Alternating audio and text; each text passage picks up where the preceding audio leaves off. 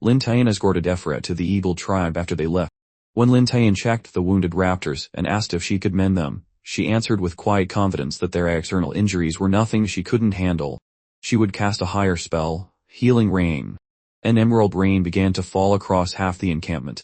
It did not dazzle. It simply worked.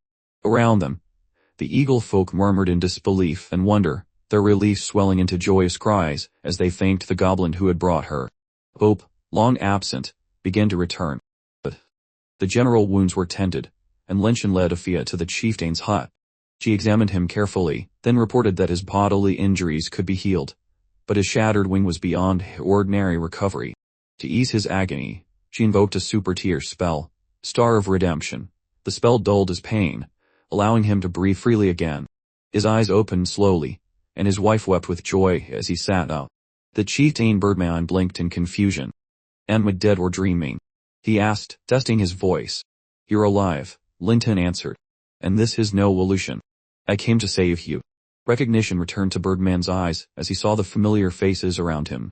Gratitude softened his features for only a moment before hardening again, fury flaring as the memory of humiliation burned fresh. Those who attacked us, his voice dropped low. They will pay. I'll help you see it done, Linton replied. We'll gather the strength needed. From within his pack, Linton drew out a relic, a pair of blade wings. Forged from red metal, they gleamed with a faint silver light. Each feather was sharp, and feather, light, edged with dwarven runes that shimmered faintly. Birdman's eyes widened. Even without touching them, he could sense the artifact's power. This is too precious, he said. Linton shook his head. Who needs wings? More than one who has lost them. If you can't fly, how will you take revenge? Birdman nodded once. Very well. There's one condition, Linton added evenly. Before these can be fitted, your remaining wing must be broken. Birdman's jaw tightened. Do it. Linton gave no chance for hesitation. Pain tore through Birdman's body, a raw scream shaking the air, and still he did not relent. When the work was finished, the blade wings were bound to him. Birdman stepped into the open, spreading the new wings wide. The wind caught them at once, lifting him effortlessly. The eagle chief could hardly believe his eyes. These wings are unbelievable, Linton. I don't even know how to thank you, he shouted excitedly as he looped back through the air. Linton just gave a calm, almost indifferent reply. Don't mention it. They don't hold much value to me. Now get ready. A faint smile tugged at the corner of his mouth. I've been waiting for the thrill of tearing them apart. The eagle chief's eyes gleamed, fierce and hungry for revenge. I've been waiting for this moment too, he growled, his gaze fixed far off at the horizon. The flames of vengeance are burning.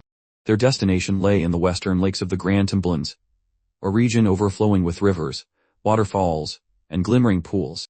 The place looked peaceful enough from a distance, almost serene. But beneath that still surface, countless monsters lurked in silence, waiting. At that moment, a big dragonfly hovered low over the water, dipping its tail to lay eggs. Just as it touched the surface, a web hand shot up from below, snatching it in one clean motion. The hand belonged to one of the Western Lakes rulers, a member of the water god tribe. Brahma. Near a rock on a nearby hillside, the chief pointed toward the lake. This is egg-laying season for those big dragonflies, he said. The aquatic beasts down there love feeding on their eggs. Don't trust that calm surface. There's a whole army hiding underneath. Behind him stood Linton, the elf queen, a crowd of goblins, and Gabu the berserker. Gabu scratched his head, frowning. Fight underwater. Great, except I can't swim. Linton narrowed his eyes, his tone sharp but calm. Then we'll make sure we have goblins who can. Those water monsters will make perfect breeding stock. The elf queen let out a small sigh, her voice edged with exasperation. And how exactly are we supposed to get them to come out? They're underwater. They can sense how many of us are here. They're not stupid enough to surface. A faint, confident smirk crossed Linton's face. I doubt this whole lake, one that stretches for miles, only has water monsters living in it. Without waiting for an answer, he lifted his hand and activated his summoning skill. The surface was so calm it almost looked frozen. Then all at once, a thin red current bubbled up from below. Another followed, and another. Within moments, the water turned cloudy, spreading into a sea of crimson. A second later, chaos erupted. Hundreds of monsters burst from the lake, thrashing wildly. They weren't attacking, they were fleeing. Blood streaked their scales and fins. Deep gashes ran across their bodies. What the hell happened? One shouted.